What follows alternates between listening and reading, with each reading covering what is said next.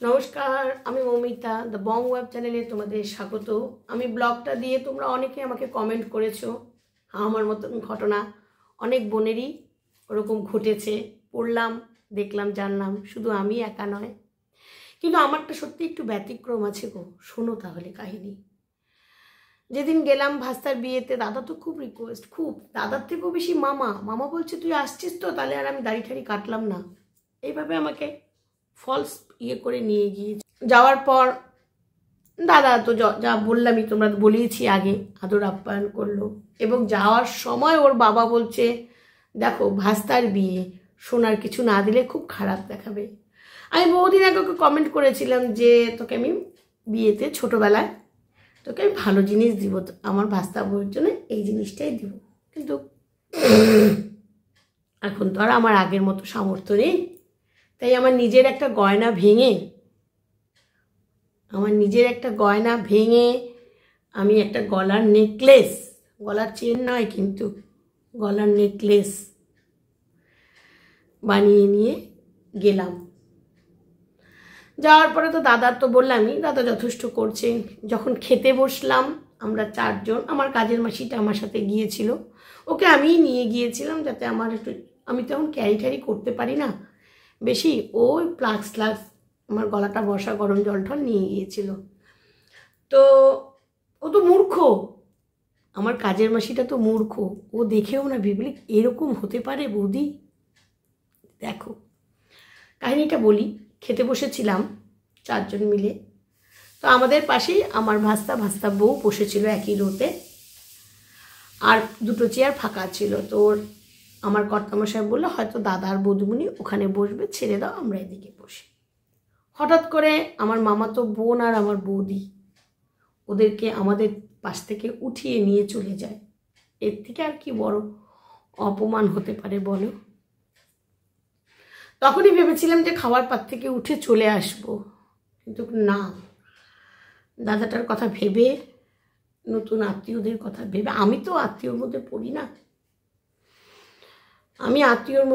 না, ওগুলো সব ভেবে আমি আর আসিনি, তখন সিন ক্রিয়েট করিনি।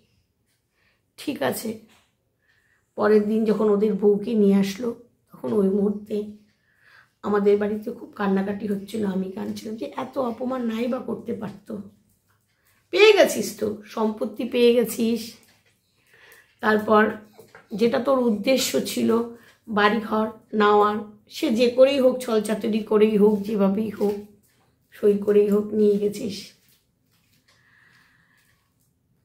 আজকে আমার মাকে আমি এত কিছু করলাম, নিশ্চয়ই আমার মা যখন ওকে জমিটা লিখে দিবে নিশ্চয়ই একবার জানাবে আমি ওরকম সন্তান না। এটা কোনোদিন হতে পারে বলো তো বন্ধুরা? কোর্ট আমার কথা কিছু শোনেনি, কোর্ট খালি শুনেছিল যে আপনার মা কি আপনার বাড়িতে থাকতো? আমি বললাম না, আমার মা আমার বাড়িতে থাকতো না, কিন্তু বেশিরভাগ সময় আমার বাড়িতে থাকতো। এবং না, আমি অত কিছু শুনতে চাইনি আপনার কাছে, আপনি খরচা দিতেন কি দিতেন না, শুধু বলবেন আপনার মা কি আপনার বাড়িতে থাকতো। আমি বললাম না, আমার মা আমার বাড়িতে থাকতো না, এটুকুই বলছিলাম, কিন্তু ভেতরে আমি কুমড়াচ্ছিলাম। যাই হোক, রিসেপশনে ওদের অনেক আনন্দ হলো। ওই মুহূর্তে মামাকে ফোন করে বলেছিলাম যে মামা কেন নিয়ে গেলে আমাকে?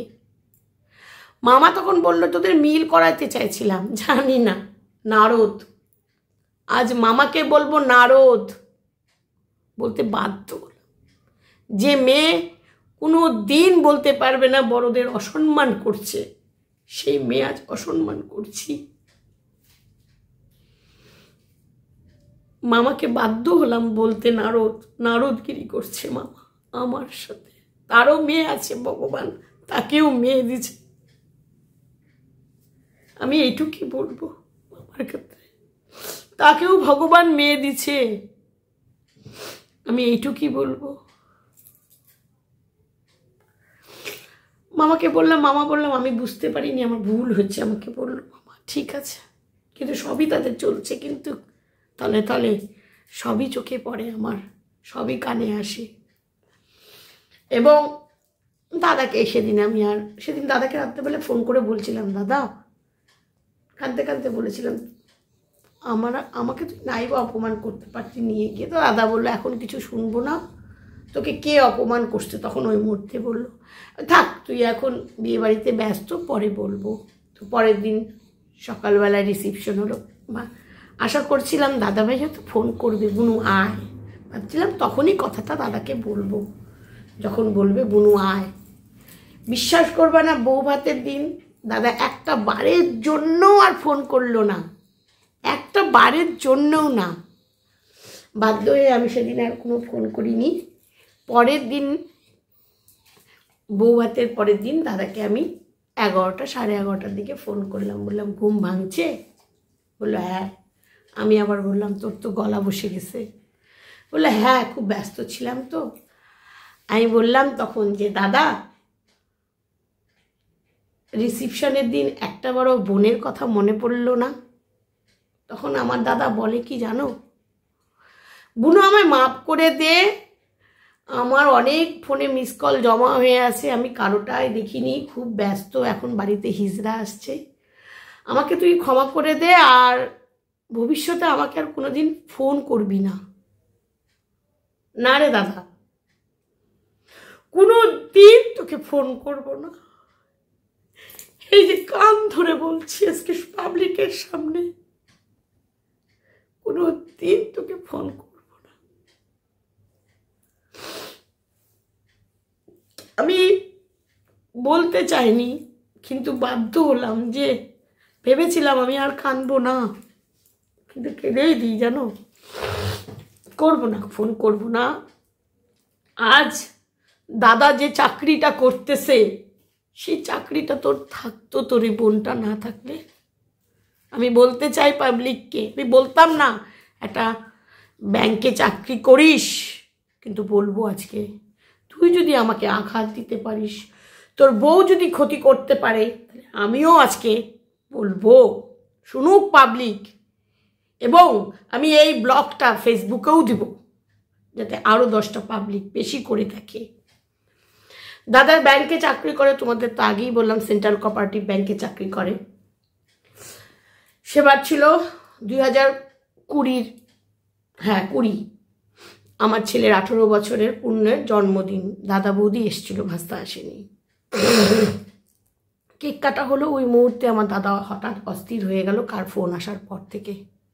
আমি বুঝতে পারিনি, আমি লোকজনকে অ্যাটেন্ড করছিলাম। হঠাৎ করে রানা বলল দাদাদের খেতে দাও, দাদারা বেরিয়ে যাবে। কেন, কি হয়েছে? নাকি ওর ব্যাংকে প্রবলেম হয়েছে। কি প্রবলেম হয়েছে? ব্যাংকে অডিট হচ্ছে। ও আজকে বলি, আমার ওর সাথে কোনো সম্পর্ক নেই, আর মরে গেছে। ও ব্যাংকের থেকে ওর শাশুড়ির একটা এফডি জমা করেছিল। কেমন ব্যাংক আমি আজকে বলতে চাই। সেই এফডি জমা করে ও লোন তুলেছিল। জানি না লোনের অ্যামাউন্ট কত, হয়তো 11, হয়তো বা 5, আমি সঠিক অ্যামাউন্ট জানি না, বলবো না। সেই লোন তুলে নিয়ে এফডি বার করে ওর শাশুড়ির হাতে দিয়ে দেয়। কতখানি সাহস এই ছেলের, ব্যাংকে চাকরি করে। আজকে আমি প্রত্যেকটা সেন্ট্রাল কোঅপারেটিভ ব্যাংককে আমি বলতে চাচ্ছি, কিরকম নজরদারি আপনাদের স্টাফদের। এফডি বের করে ওর শাশুড়ির হাতে জমা দিয়ে বেশ আরামে ছিল। যখন অডিট হয়, ধরা পড়ে, ওই রাতে আমার বড় বলবো অন্যায় করছে, ওর চাকরি বাঁচানোর জন্য রাতে বলে, আর পরের দিন দুপুরবেলা বিকেলবেলা এসে ওকে 5 লাখ টাকা হাতে দেয়, নইলে ওর চাকরি বাঁচত না। বলতে বাধ্য হলাম। কিসের অহংকার ওর বউয়ের এত? আমি বলি, দামি দামি শাড়ি, গাড়ি, বাড়ি, গয়না, বোনদের শ্বশুরবাড়ির কোনো গোষ্ঠী নেই কিন্তু ওদের বাড়ির বিয়েতে, শুধু ওর বউয়ের বাপের বাড়ির গোষ্ঠী ভর্তি। আমি বলবো আমার কিচ্ছু যায় আসে না ওর চাকরি চলে গেলে। আমি দেখবো তখন ওকে কে রক্ষা করে, কে ওকে কোটি কোটি টাকা দিয়ে ওর চাকরি বাঁচায়। আজকে ওর বউ যে অহংকার করে বলে যে ওই বাড়িতে নাকি আমি পা দিলে ও বাড়ি থেকে বেরিয়ে যাবে। আরে কার বাড়ি রে? আমি বলতে চাই, কার বাড়িতে তুই অত বড় কথা বলিস? তোর বাপের বাড়ি, তোর মায়ের বাড়ি, ওই বাড়িটাতে না সত্যিকারের হক আমার আছে। যে বাড়িটাতে অর্ধেক ভাগ আমার আছে, যেটা আমি পরিষ্কার মনে কিন্তু দান করি নাই। তোরা চুরি করে, ছল চাতুরি করে অসুস্থ মার কাছ থেকে নিয়েছিস। আজকে যারা যারা এই সই করেছে, আমি প্রত্যেকটা মানুষকে অভিশাপ দিচ্ছি, প্রত্যেকটা মানুষকে অভিশাপ দিচ্ছি, তাদের ভালো হবে না, হতে পারে না। যে একজন লিখেছিল তার সাথে অলরেডি ঝগড়া, একটা বার হাত কাঁপলো না কেন? বলে চায় নিলে কি লজ্জা হতো? চোর চুরি করতে করতে এতটা চুরি, ব্যাংক থেকে এত বড় চুরি, তারপরে আমার সম্পত্তির ভাগ। আজকে তুই যদি নিজে বাড়ি করতি, তোর বাড়ি হতো, তাহলে আমি বলেও ওই বাড়ির হাক চাইতাম না। কিন্তু ওটা তো আমার মা বাবার বাড়ি রে, আমার মা আমার বাবার বাড়ি। যে মা বাবা আমাকেও জন্ম দিয়েছে, 10 মাস 10 দিন পেটে রাখি তোকে যেমন দিয়েছে, তুই কিন্তু আমাকে বিয়ে দিস নি রে, আমার বাবাই আমাকে বিয়ে দিয়ে গেছে। যেভাবে হোক, তাহলে কেন আমার বাবার বাড়িতে আমার কেন হাক থাকবে না? আমার মা বাপকে যদি আমি পাই টু পাই দিন রাত সেবা করতে পারি, এই 2 হাত ব্যাগ টেনে খাবার নিয়ে যেতে পারি, তাহলে কেন আমার আজকে এই অধিকার থেকে আমি বিরতি হব? তুই ব্যাংকে চাকরি করিস, তাহলে আজকে প্রত্যেকটা সেন্ট্রাল কোঅপারেটিভ ব্যাংকের লোকদের বলতে চাই, কেমন আপনাদের ব্যাংকের সিকিউরিটি, যে একটা ব্যাংকের স্টাফ হয়ে, সাধারণ নর্মাল ক্লার্ক হয়ে সে ব্যাংক থেকে কাগজ বের করে ফেলে জমা করে, আর একটা আধা বেসরকারি ব্যাংকের মায়না কত হতে পারে? আমার বাবার কিন্তু কত বড় বাড়ি ছিল না, লোন কত লোন করতে পারে? যে বাড়িটা ও করছে নাই নাই করে 36 থেকে 37 লাখ টাকা খরচা করছে। আমার বাবা কিন্তু একটা বাগানে চাকরি করতো, কোনো রকমে নিচতলাটা করেছিল, তাও কমপ্লিট করতে পারেনি, যেটা আমি প্লাস্টার করে দিয়েছিলাম। তাহলে কোথা থেকে পালো এত টাকা? আমি আজকে ব্যাংককে প্রশ্ন করছি। আমার লেজে পা দিছিস দাদা, তোকে আমি ছাড়বো না। অনেক দিন সহ্য করে ধৈর্য করে মানায় দিতে গিয়েছিলাম, কিন্তু আজকে তোর বউ তোর ছেলের ব্যবহারে বাধ্য হলাম বলতে। দেখ, আর মামা গিরগিটির মতো রং পাল্টাও কেন গো? তুমি তো আরো নোংরা। বয়স 70 বছর হয়েছে নিল, মরতে বসবা, সৎপথে থাকতে কষ্ট হয়, কপালে এত দুর্ভোগ। তোমার কি হলো লাস্ট পজিশন? তুমি কি ভাবছো তুমি সেই ফ্ল্যাট বাড়িতে থেকে যাবা? পারবা না, অভিশাপ আছে, পারবা না। এই আজকে আমি বলে গেলাম, পারবা না। তুমি একটা মেয়ের অধিকার থেকে বঞ্চিত করছো। তুমি দেখলা তো, তোমাকেও সেই ভাড়া বাড়িতে থাকতে হচ্ছে। নিজের যতটুকু সম্পত্তি ছিল বাড়ি, সেটাও তুমি ওর থেকে বিরতি হলা।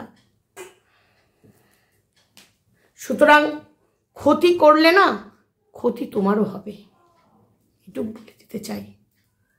আজকে আমার একটাই রিকোয়েস্ট সব পাবলিকের কাছে, কি করে একটা সাধারণ নর্মাল ক্লার্কের, ব্যাংকের ক্লার্কের চাকরি করে ও এত কিছু করে? কোত্থেকে টাকা পায়? আমি প্রশ্ন করলাম আজকে ব্যাংককে। আমার মা যখন গুরুতর অবস্থায় ছিল, যখন আমি নিউটিয়ে নিয়ে যাই পেট থেকে জল পড়ে করি, ওই অবস্থায়, জানো তো ধূপগুড়ি কতটুকু শহর, কোনো ডাক্তার নাই, কিছু নেই, ওই রুগীকেও ও নিতে চায়নি দাদা, আমার কাছে দিয়ে গেছিল। নাই অক্সিজেন নাই কিছু, বাধ্য হলাম আবার নিয়ে গিয়ে টানতে টানতে আমি আলিপুরে নার্সিংহোমে লাস্ট ভর্তি করাইলাম। মা পাথর দৃষ্টিতে সেই তাকানোটা শেষ দেখা দেখছিল আমাকে। ছেলের নামে কলঙ্ক। ভগবানের কাছে বলি, এরকম ছেলে হওয়ার থেকে কোনো মায়ের নিঃসন্তান হওয়া অনেক ভালো, অনেক ভালো। আমি বলি অনেক ভালো। এরকম ভাই, এরকম দাদা থাকার থেকে একা থাকা অনেক ভালো। তোমাদের কাহিনী বলবো, আমি আরও বলবো আমার মা বাবার প্রতি কি কি অত্যাচার করছে, সব বলবো। বললামই যখন মিডিয়াতে সব এসে, সোশ্যাল মিডিয়ায়, তো সব কথাই তুলে ধরবো। আজকে যে ভাস্তাটার বিয়েতে গেছিলাম, বউ দেখে তো অবাক হয়ে গেলাম, দেখি অন্য বউ। কারণ আমাদের সাথে বিগত 3-4 বছর আগে, আমি তো 2-3 বছর হলো যাই না বাড়িতে, তখন অন্য মেয়ের সাথে পরিচয় করাইছিল।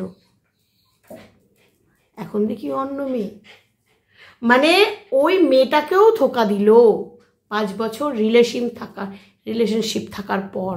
ভাবতে পারো এরা কতটা খারাপ। আমি মেয়েটাকে বাধ্য হয়ে বলেছিলাম, বাদ দে, ওরা যদি নিজের বোনকে ক্ষতি করতে পারে, আর তোর তো 5 বছরের সংসার রে, 5 বছর তুই ভুলে যা, তোর জীবন সামনে অনেক আছে, তুই বেঁচে গেছিস এই ফ্যামিলিতে আসা থেকে, তো নিহাত ভাগ্য অনেক ভালো তুই এই ফ্যামিলিতে আসিসনি।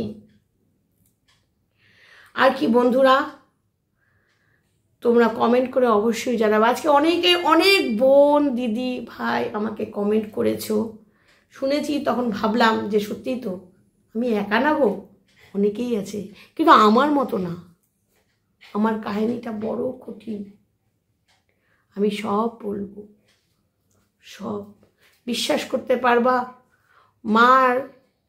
আমার হাজবেন্ডের তখন হাতে পয়সা ছিল না, বিজনেস করি তো, আমাদের সময় থাকে না। দাদাকে ওখান থেকে চিৎকার করে বলছিলাম, দাদা আমাকে নার্সিংহোমে ভর্তি কর, আমি পয়সা দেব, কিন্তু আমার হাতে পয়সা ছিল না তখন। আমি শাড়ির কাপড় ঝেড়ে, আমি আমার আলমারিতে আমার অভ্যাস শাড়ির তলায়, টাওয়ালের তলায় টাকা গুজে রাখা, শাড়ি ঝেড়ে টাওয়ালের থেকে ঝেড়ে আমি নার্সিংহোমের অ্যাম্বুলেন্সের বিল মিটাই। এই মোড়টাতে, আমাদের বাড়ির মোড়টাতেই দাদার হাতে টাকা দিয়ে দিস, অ্যাম্বুলেন্সের বিলটা দিয়ে দিস। আমি একটাবার বলিনি যে টাকাটা কোথার থেকে জোগাড় করছি। আমি যদি মিথ্যা কথা বলে থাকি, তাহলে ভগবান জানি আমাকে পাপ দেয়, ভগবান জানি আমাকে পাপ দেয়। আজ এই পর্যন্তই। তোমাদের ভালো লাগলে খুব কমেন্ট করবে, তোমাদের কমেন্ট করে পড়লে না আমি আমার মনটা একটু হালকা হয়।